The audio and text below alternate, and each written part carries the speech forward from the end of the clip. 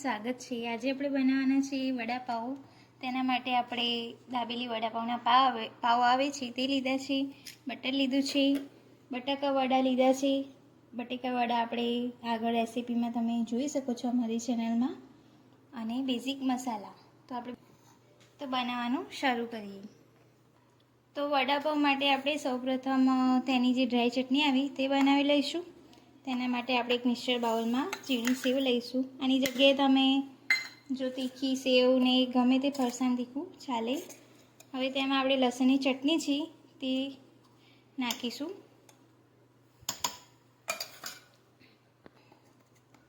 થોડું મીઠું નાખીશું। હવે આપણે આને ક્રશ કરી લઈશું।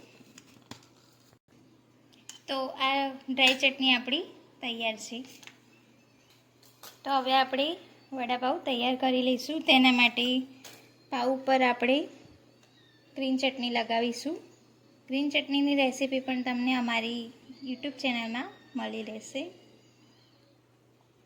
હવે તેમાં આપણે જે આ ડ્રાય ચટણી બનાવી છે તે નાખીશું।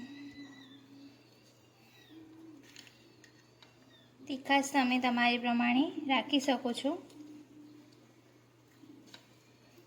હવે તેમાં આપણે આ બટેકાવાળું મૂકી દઈશું। આ રીતે આપણું બીજું વડાપાઉં પણ તૈયાર કરી લઈશું। તો આપણા વડાપાઉં તૈયાર છે। હવે તેને તવીમાં શેકી લઈશું। તવી આપણે ગરમ કરવા મૂકી દીધી છે। તવી આપણી ગરમ થઈ ગઈ છે। તેના ઉપર આપણે બટર નાખીશું।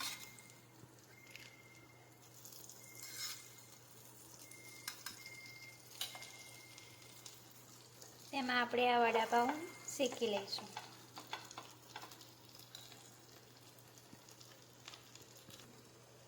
ઉપરની સાઈડ પણ આપણે આ રીતે બટર લગાવી દઈશું અને બંને સાઈડ શેકી લઈશું।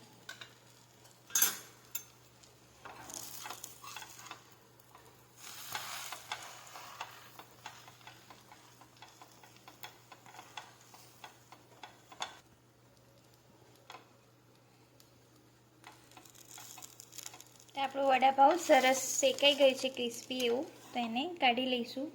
આ રીતે બીજું વડાપાઉં પણ શેકી લઈશું।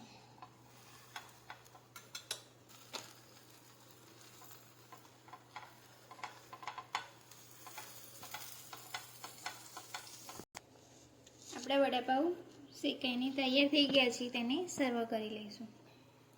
તો આપણા વડાપાઉં ચટણી અને સોસ સાથે સર્વ કર્યા છે તે ખાવાની ખૂબ મજા આવે છે। અને અમારી રેસીપી કેવી લાગી તે કોમેન્ટમાં જરૂર જણાવજો। અને અમારી ચેનલને લાઇક, શેર, સબસ્ક્રાઈબ કરવાનું ભૂલતા નહીં।